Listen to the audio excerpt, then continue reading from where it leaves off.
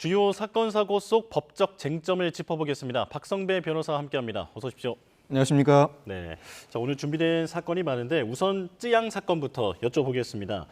자, 이 사이버 레카에 대한 수사가 빠르게 이어지고 있는데 검찰이 구제역과 주작 감별사에 대해서 사전 구속영장을 청구했습니다. 그렇다면 구속 수사가 필요하다는 입장인 거죠? 검찰이 전격적으로 구제역과 주작 감별사에 대해서 사전 구속영장을 청구했는데 그 취지는 사안이 상당히 중하고 증거인멸의 우려가 있다고 판단한 것 같습니다. 앞서 구제역이 검찰의 소환 조사 통보가 없음에도 불구하고 자진해서 서울중앙지검에 출석해서 조사를 요청하고 자신의 핸드폰을 제출하는 모습을 보면서 불안하다는 인상을 감출 수가 없었습니다. 일반적인 피의자의 행동이 아닙니다. 예.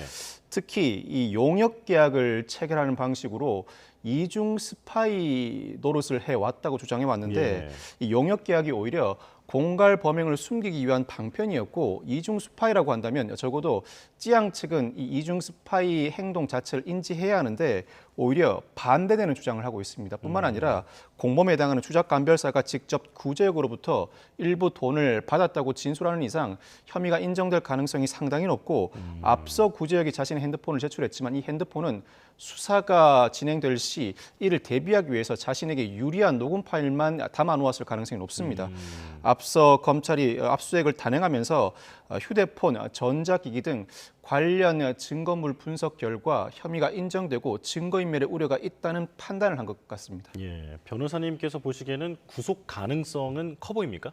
혐의가 인정된다면 구속 가능성은 상당히 높습니다. 그 이유가 이와 같이 누군가의 과거를 빌미로 협박해 돈을 갈취하려는 행동, 미수에 그친다고 하더라도 사안이 중대한데 5,500만 원이나 돈을 받았고 그 돈을 받는 형태도 용역 계약을 가장함으로써 범죄 수익을 은닉하려는 형태였을 뿐만 아니라 여기에 증거인멸의 정황이 더해진다면 많은 사람들의 관심이 모아지는 사건이 아닌 일반 사건이라고 하더라도 구속영장이 발부될 만한 사건입니다.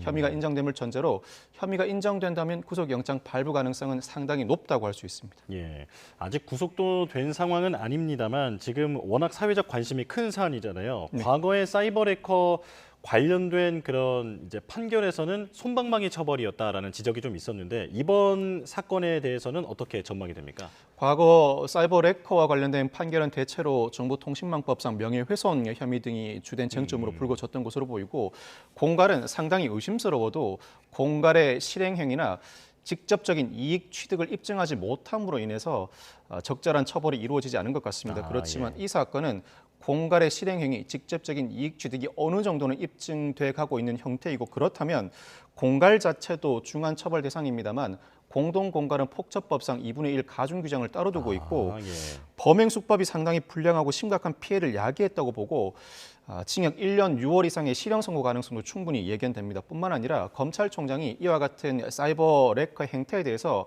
엄중한 수사를 강조한 바가 있고 범죄 수익 환수도 강조한 바가 있는데 범죄 수익 환수는 마치 정상적으로 돈을 받은 양 가장하는 방편을 가장했다면 이는 범죄 수익 은닉 규제법 규제 대상입니다. 범죄 수익 은닉법 규제 대상인 경우에는 이로 인해서 취득한 범죄 수익을 모두 몰수 추징할 수 있는 만큼 구속 이후에 범죄 수익을 몰수 추징하기 위한 조치도 후속적으로 뒤따를 가능성이 높습니다. 예, 공갈도 어느 정도 입증이 됐지만 심지어 또 공동 공갈이기 때문에 처벌이 더 엄할 것 같다 이렇게 전망을 해주셨는데요.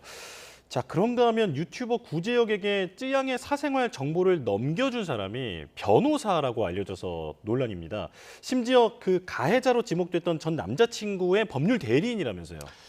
쯔양의 주장에 따르면 이 구제역에게 자신의 과거와 허위 사실 등을 제보한 사람 전 남자친구가 아니라 전 남자친구의 법률 대리인인 변호사라고 합니다. 이 변호사는 변호사이자 기자이기도 한데 이 쯔양이 이와 같은 주장을 하면서 이 변호사가 소속사 관계자 구제역과 통화한 녹음 파일을 공개하기도 했습니다. 전 남자친구가 사망한 지 이틀 만에 이 변호사가 연락을 해와서 자신이 운영하는 사업의 방향제, 탈취제 홍보를 요청하면서 이 전 남자친구의 유서를 보고는 복수를 해야 하나 말아야 하나 고민이다라는 취지로 언급을 했다고 합니다. 이 자체가 상당한 외포감을 들게 만들었다는 것이고 결국 기자로서도 활동하고 있는 이 변호사와 일정한 용역 계약을 체결해 지금까지 2,300만 원을 지급했다고 합니다. 이게 언뜻 듣기만 해도 윤리적으로 큰 문제가 있어 보이는데 이런 변호사의 정보 유출, 법적으로는 어떤 문제가 있습니까? 일단 형법상 변호사는 업무 진행 과정에서 취득한 타인의 비밀을 누설할 때는 업무상 비밀 누설 혐의를 적용받게 됩니다.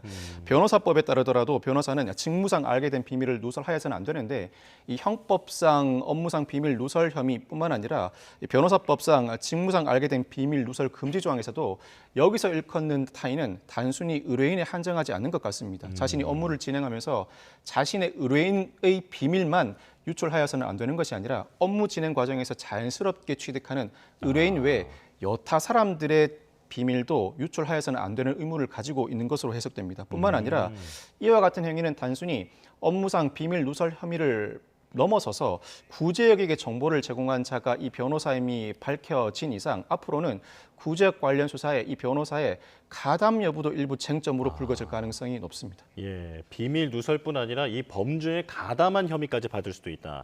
자, 그런데 이 변호사는 구제역에게 이 제보 내용을 확인해 보라고 보내준 거다 이렇게 얘기를 하고 있고, 그리고 구제역 한 사람한테만 전해줬기 때문에 공연성은 없다 이렇게 주장을 하고 있습니다. 이게 방어를 위한 논리가 성립이 됩니까? 아마 이와 같은 일이 벌어질 것이라고 예상하지 못하고 충분히 논리 구성을 하지 못한 것으로 보이는데 변호사의 업무상 비밀 누설 등의 죄의 경우에는 공연성을 요건으로 하지 않습니다. 예. 비밀 자체를 한 사람에게만이라도 유출한 것 자체를 처벌하는 처벌 규정입니다. 뿐만 아니라 이 타인의 비밀은 앞서 설명드렸던 것처럼 의뢰인의 비밀에 한정하지 않습니다.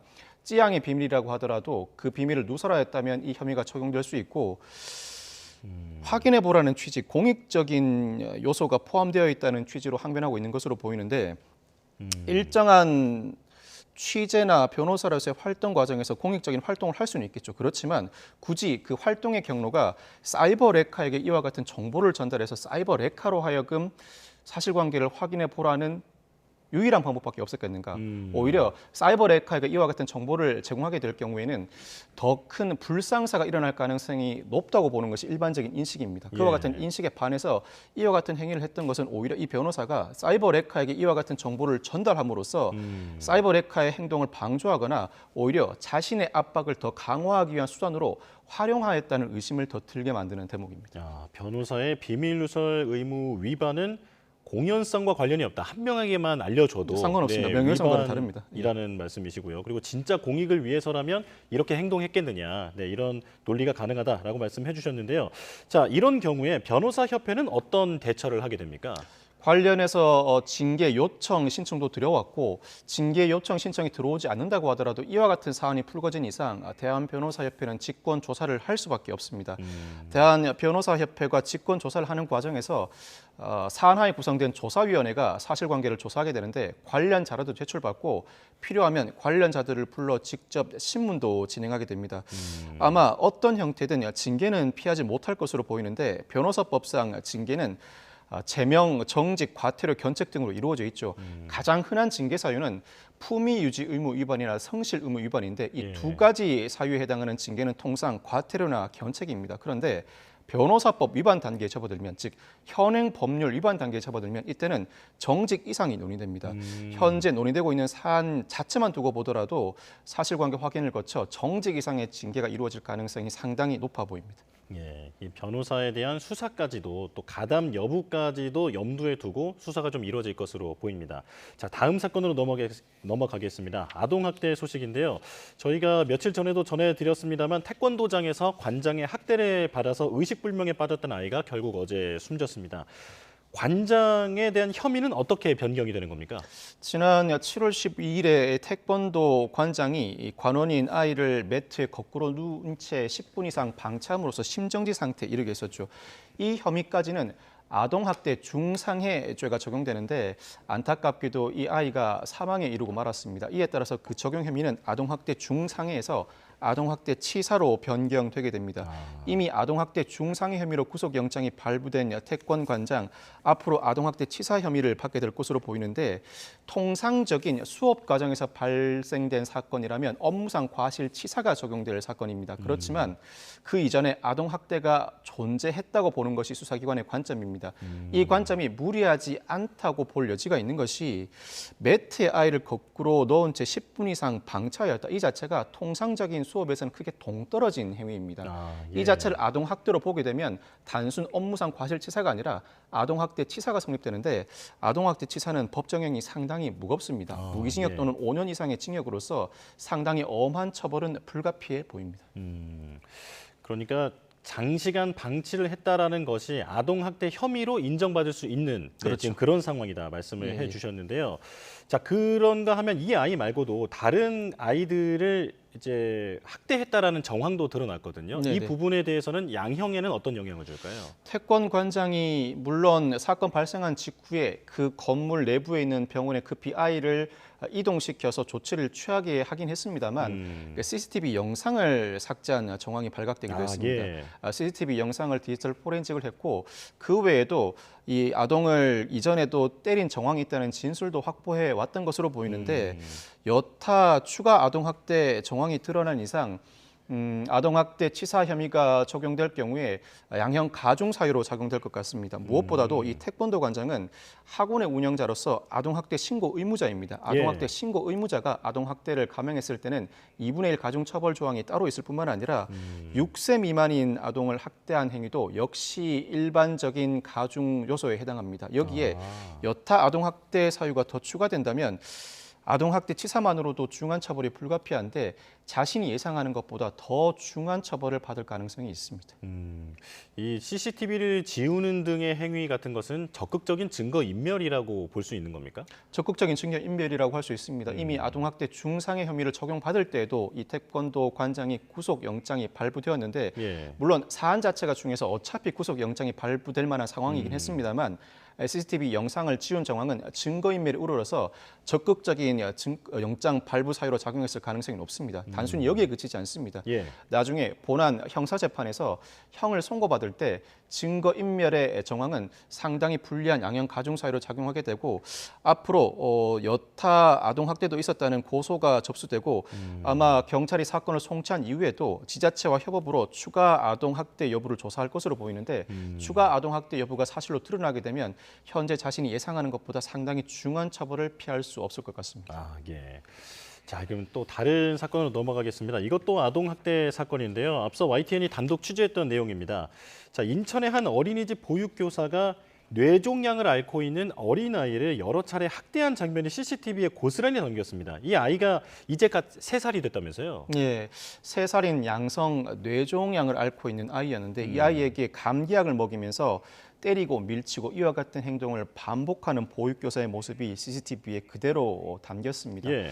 이 정작 여타 아이들을 아동 학대하는 과정에서 아이들 알림장에는 마치 뛰다가 넘어진 것처럼 표현을 했는데 CCTV가 있음을 알고 있을 것임에도 불구하고 버젓이 아동 학대 행위를 반복한 행동 언뜻 이해는 되지 않습니다. 이와 같은 행동을 분석해 보자면 물론 그 부모들에게는 이와 같은 사실을 알리고 싶지 않은 마음이 컸습니다만 화가 나서인지 한 번 아이를 학대한 이후에 그럼에도 불구하고 문제가 제기되지 않습니다.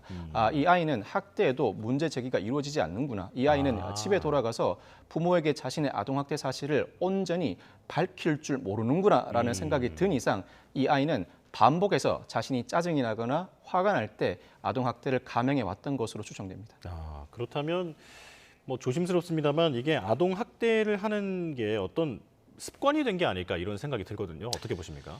물론 보육교사로서 일을 하는 과정에서 상당한 스트레스를 받을 수밖에 없고 아이는 성인과 달라서 자신이 요구하는 바를 그대로 수용해서 행동하지 못하는 주체이긴 합니다. 짜증이 나는 것은 충분히 이해하는데 그렇다고 하더라도 직접 폭행하는 등 신체적 학대를 행해서는 안 되고 이는 모두 형사처벌 대상이죠. 한 번 신체적 학대를 했을 때 별다른 문제 제기가 없으니 이와 같은 행위가 반복돼 왔던 것으로 보이는데 그 범죄 양태에 비춰볼 때 경찰이 CCTV와 관련자 진술을 통해서 전수조사를 감행해야 할 사안이고 실제로 전수조사도 이루어지고 있습니다. 네. 자, 이 부모님이 저희 그 보도에서도 직접 얘기를 했습니다만 아이가 뇌종양을 앓고 있으니 주의해달라라는 말을 이 보육교사에게 확실하게 전달을 했다라고 합니다.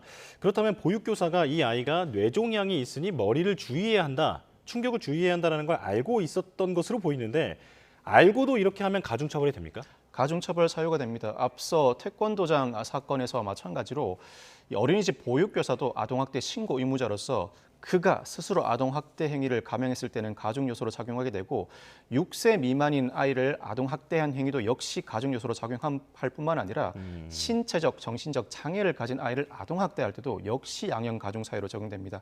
이 사건은 반복된 아동학대일 뿐만 아니라 여러 양형 가중 사유가 혼용해서 적용될 만한 사안이고 이 사건은 이 3세 뇌종양을 가진 아이를 아동학대했을 뿐만 아니라 이 전수조사 과정에서 또 다른 여자아이도 아동학대한 정황도 발견됐습니다.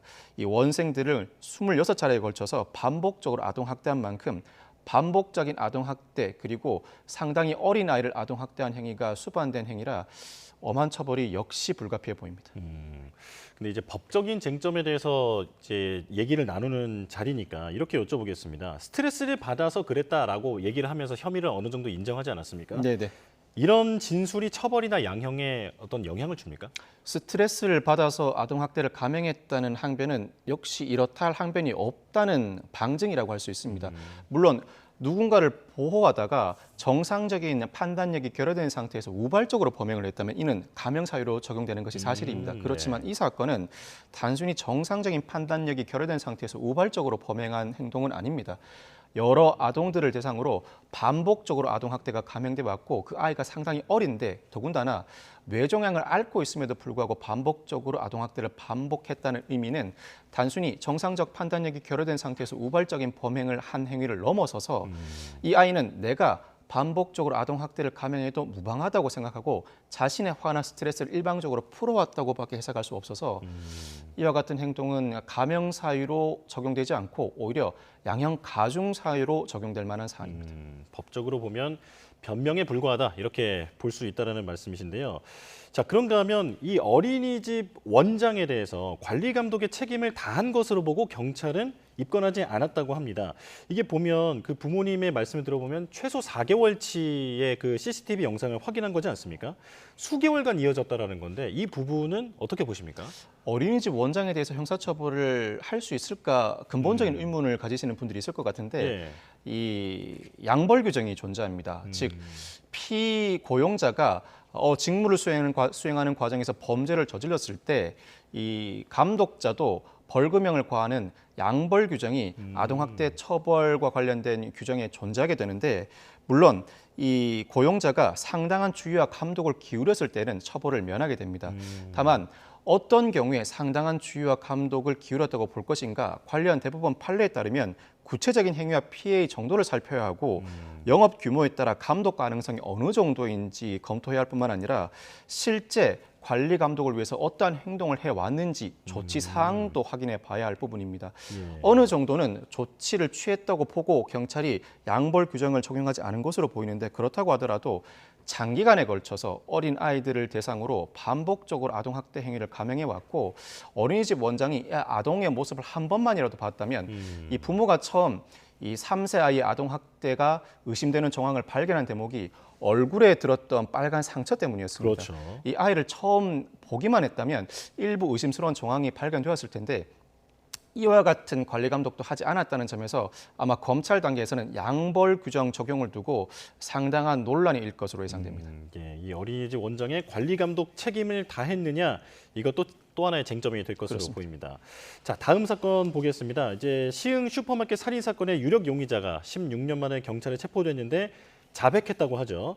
자, 전말이 드러났는데 4만 원 때문에 이런 범행을 저질렀다면서요. 2008년 12월 9일 시흥의 한 슈퍼마켓에서 발생한 사건입니다.